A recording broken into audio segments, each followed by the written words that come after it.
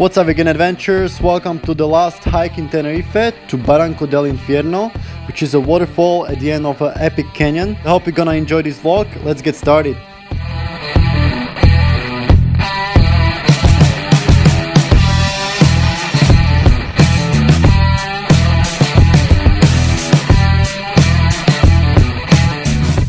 So the hike to Barranco del Infierno starts at the village Adeje, which is just a few minutes of driving from the town Los Cristianos. There was not really any parking available, we had to park on a steep road.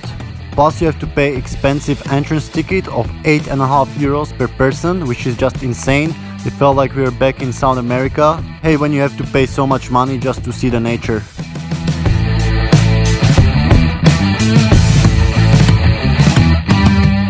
The trail begins 300 meters above the sea level at a natural balcony with magnificent views to the landscapes in the sound of the island.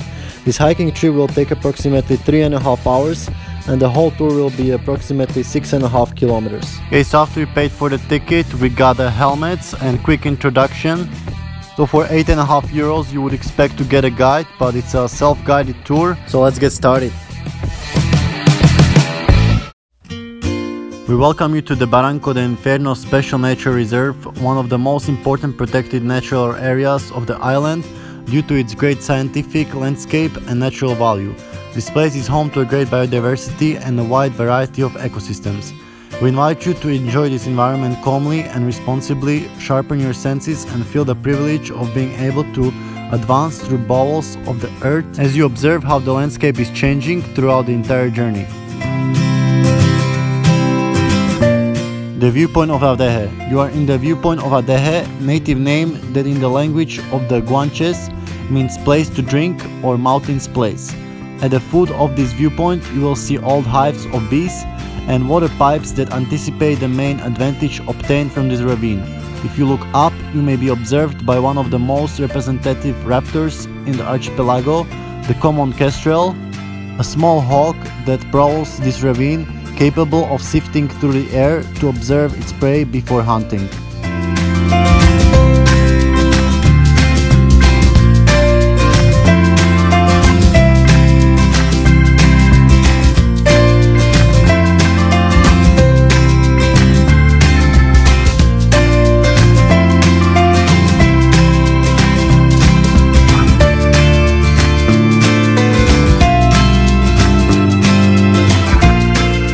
Plant species develop adaptation strategies to withstand periods of drought.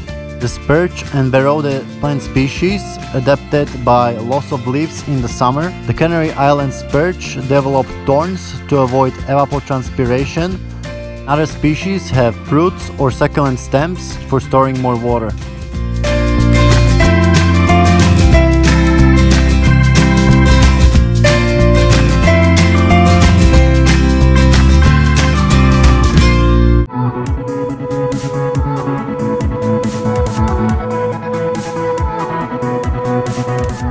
This environment was similar to Masca Mountains. You could see the sea as well and a big canyon.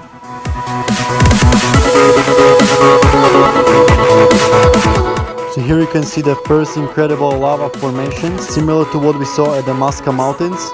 They were formed over millions of years by volcanic eruptions and tectonic movements.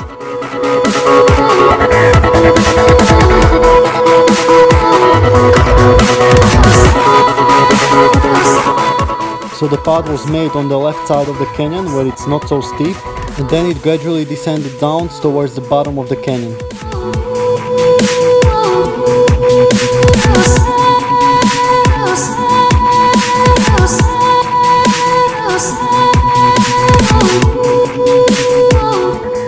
I was quite surprised how many tourists were here, even though it was off season. We actually had to book our ticket online, same like you have to book your ticket for the cable car to El Teide. But I didn't find this scenery more amazing than the Masca Mountains we did a few days ago. It was also for free, unlike here 8.5 euros. And here we're going under the supposedly dangerous area where there could be rocks falling, so that's why they give you a helmet. And here you see a water canal that they use to get water down into towns. So you notice this canyon is really big, but there is only a little stream running at the bottom of it. And that's because people had taken almost all the water for their use. There is actually one of the biggest aqua parks in the world very nearby. They must take huge amounts of water. So here we descended down all the way to the bottom of the canyon, where you can see the little river running through. Hopefully we'll see some waterfall because this stream is so little.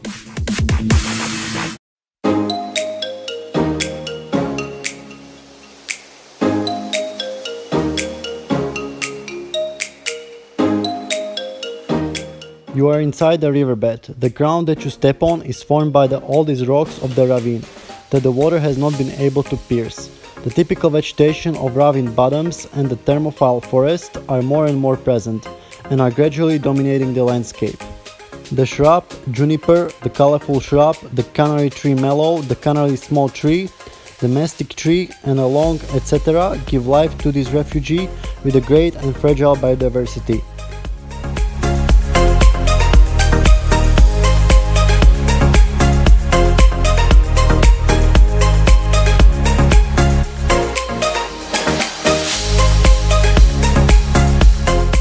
So after about 45 minutes of hiking, we got to this resting area where we saw these interesting birds.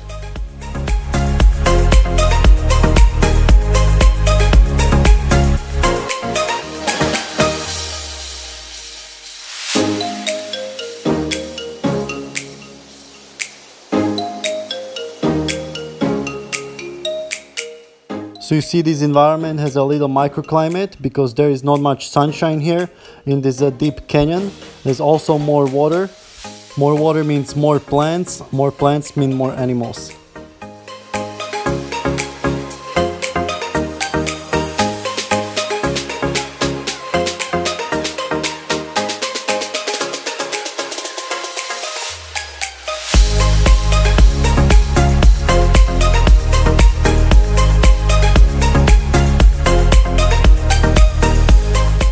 And as we were getting deeper into the canyon, we found ourselves in a lush forest.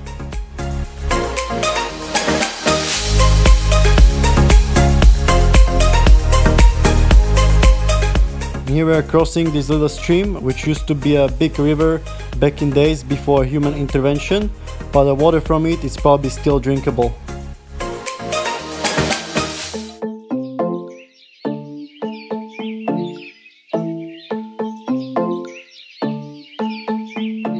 So at this point we are following the little stream and crossing it a few times, but the environment is really nice and lush around here.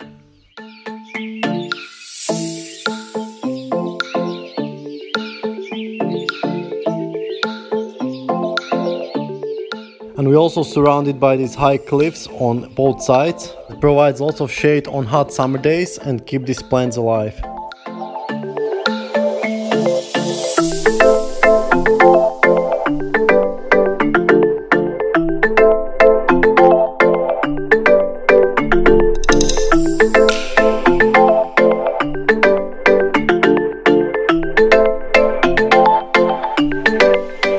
Here we got a really nice view of the end of the canyon with the high rocks, and you can notice the layer marks on the rocks. They're probably caused by water when the river was high.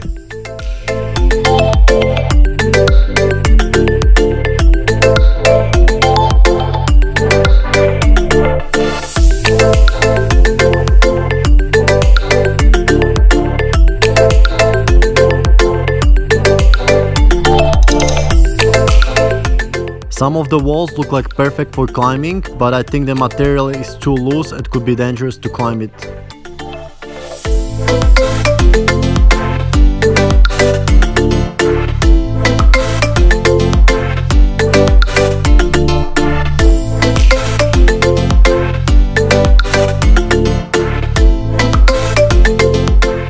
So even though this environment is really nice, I still don't understand why they charge so much money for it. I've been to much nicer canyons before and completely for free.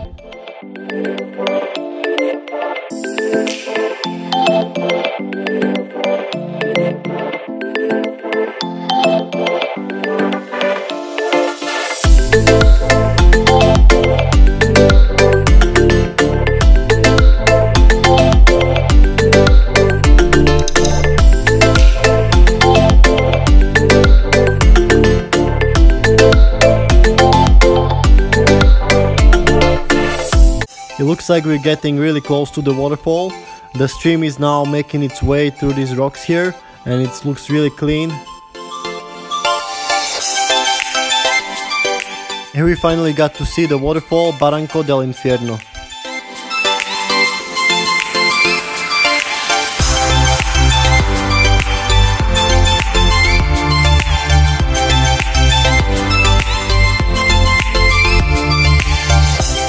The waterfall. Sometimes the water flows in a torrential way, forming deep gorges. However, the biggest part of the year, it is the groundwater that springs from these walls, giving life to this place. And where does all this water come from? If you look up at the top is the territory of the canary pine that becomes the hero of the island. These fire-resistant trees and their leaves are responsible for capturing the moisture of the mists and make it fall to the ground in the form of drops. This ravine changes according to the light, the day or the season in which it is visited.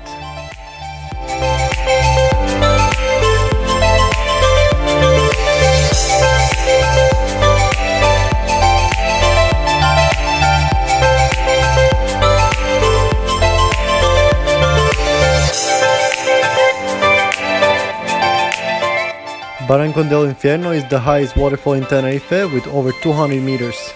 I don't know what about you, but this doesn't seem to me like 200 meters.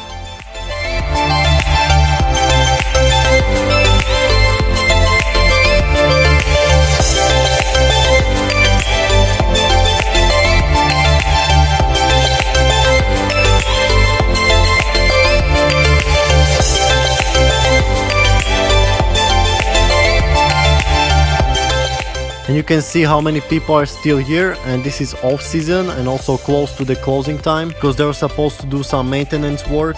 But I can only imagine how hard it is to take a picture by yourself during the main season.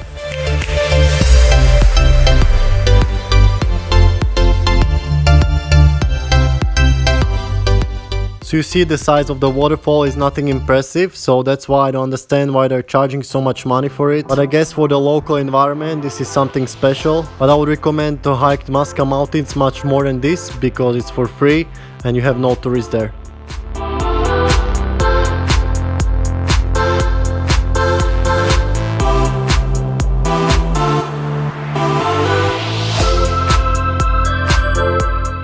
So it's time for us to go back. We are one of the last ones leaving because they're gonna do some maintenance work here.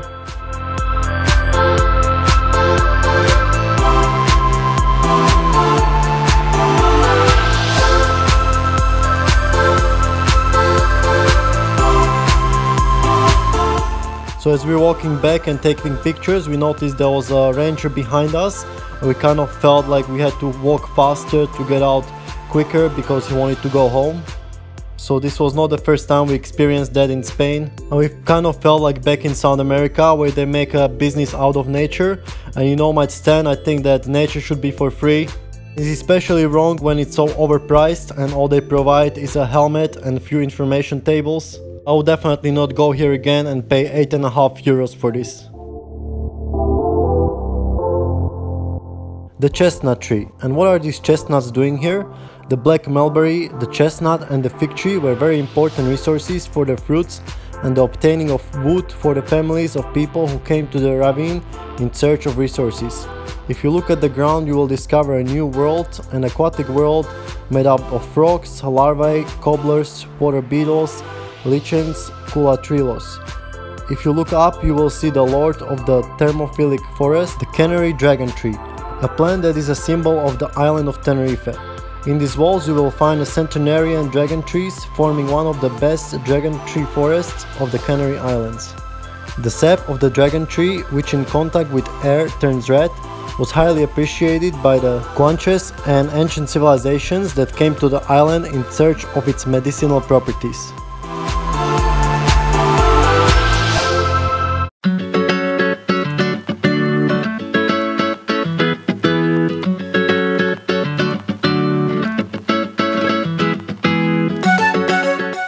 From here the trail continues parallel to a small stream constant all year round. It is one of the few that you will find in Tenerife, flanked by an astonishing biodiversity of an endemic plants and shrubs. Shrubby burnet, the canary bellflower, the molken and adeje mountain tea.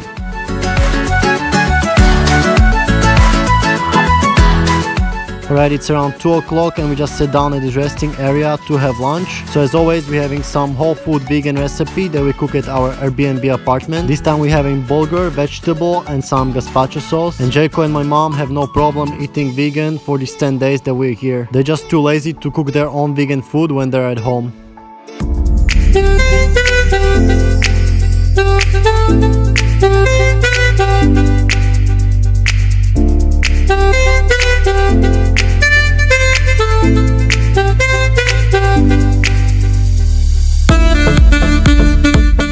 And here we spotted 2 paragliders circling around these mountains, so it must be a great view from up there of the ravine and the canyons.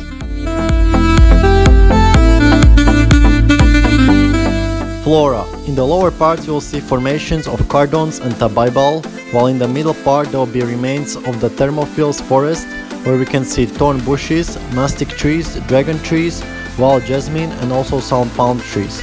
In the higher parts there will be pine groves, whose main element is the canary pine that shares the area with some other trees like the lucerne or broom tree, always at 600 meters above sea level.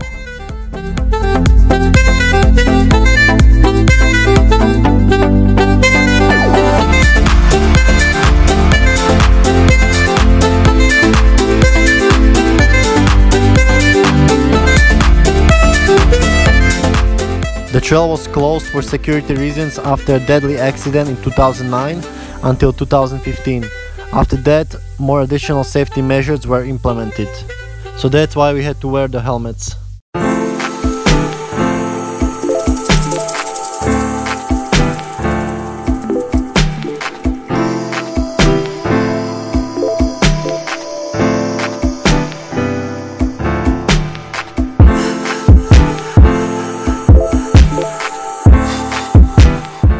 Only 300 people in a day are allowed to enter in this national reserve to preserve the environment and not alter the development of the species, the flora and fauna.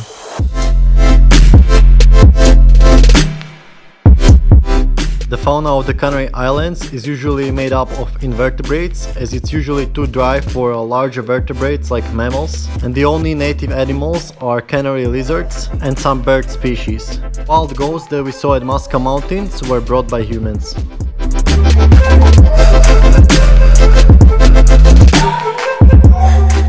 The area is very important archaeologically, since there are hundreds of caves that were home to many aboriginal guanches, as well as caves with engravings. The largest collection of guanche mummies and utensils were found here and placed in the Museum of Nature and Man of Santa Cruz de Tenerife.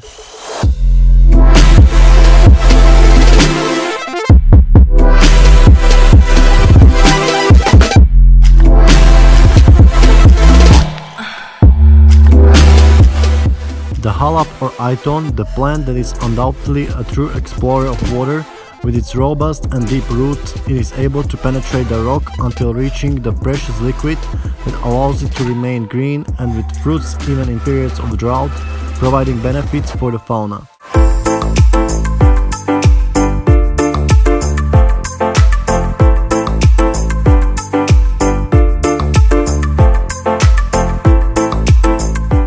So on the way back we wanted to read all these tables, but there was a guide just behind us kind of pushing us to go home, which is unacceptable for the amount of money that you pay for this.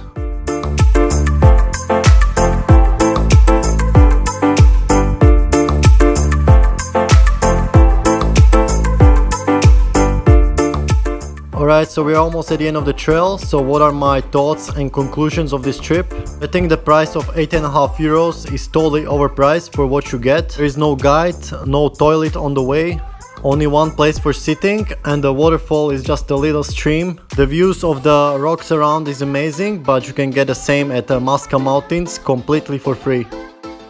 Alright guys, thanks for watching. I hope you enjoyed this vlog. There is one more day left in Tenerife where we're gonna go to the best aqua park in the world. So stay tuned for that, and for now, stay healthy and stay adventurous!